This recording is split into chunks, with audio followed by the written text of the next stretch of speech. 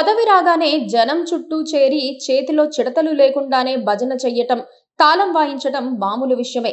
మాట్లాడకుండానే ఓహో సూపర్, జయహో అనే బ్యాచులు రెడీగా ఉండటం కూడా సాధారణ అంశమే. ఎవరు ఎంత పొగిడితే తర్వాత వారికి అంత మంచి జరుగుతుందని ఒక గుడ్డి నమ్మకం.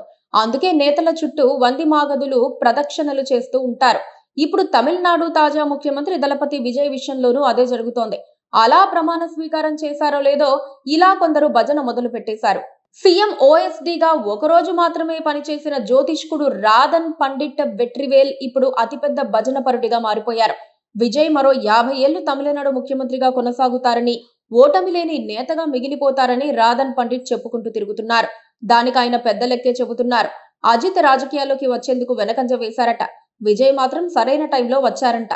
అందుకే ఆయనకు కాలం కలిసొచ్చి తన 100 ఏళ్ల వయసు వరకు సీఎంగా కొనసాగుతారట.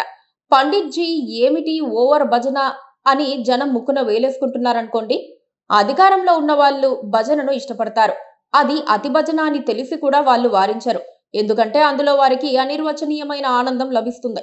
ఇంత పెద్ద పదవిలో ఉన్నప్పుడు నలుగురైనా పక్కన గుర్తించకపోతే ఎలాగని వాళ్ళు లోలోన ఆనందపడుతూ ఉంటారు.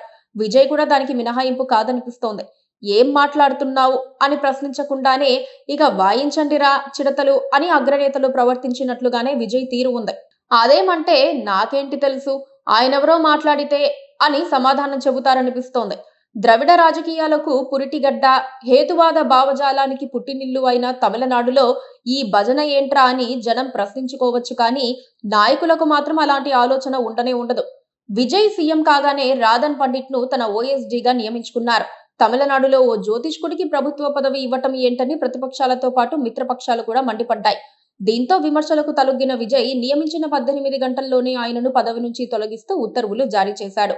చింత చచ్చినా పులుపు చావలేదన్నది నిజమో కాదో కానీ పదవి పోయినా పండిట్ కు విజయ్ పై అభిమానం మాత్రం తగ్గలేదు. భవిష్యత్తులో ఉపయోగపడుతుందిలే అన్న ఆలోచనతో కూడా ఆయన ఒక అడుగు ముందుకు వేసి ఉండొచ్చు. విజయ్ జాతకం ప్రకారం ఆయన మరో 50 ఏళ్లు తమిళనాడు ముఖ్యమంత్రిగా ఉంటారని పండిట్ చెప్పుకుంటున్నారు. చోద్యం ఏంటంటే ప్రస్తుతం విజయ్ వయసు 51 సంవత్సరాలు. పండిట్ లెక్క ప్రకారం విజయ్ 101 సంవత్సరాలు బ్రతకాలి. అంతవరకు సీఎంగా ఉండాలి. దేశ చరిత్రలో రాజులు కూడా 50 ఏళ్ల పాటు పాలించిన రోజులు లేవు. ఒక ప్రజాస్వామ్య వ్యవస్థలో 50 ఏళ్లు ఉండటం ఏంటి? 85 ఏళ్లు దాటితే దేహంలోని కీలక అవయవాలపై ప్రభావం పడి కదలిక ఆగిపోతుంది. మనుషులను గుర్తుపట్టడం కూడా కష్టమవుతుంది. అలాంటి పరిస్థితుల్లో సీఎంగా కొనసాగటం సాధ్యమా? కొనసాగిస్తారా?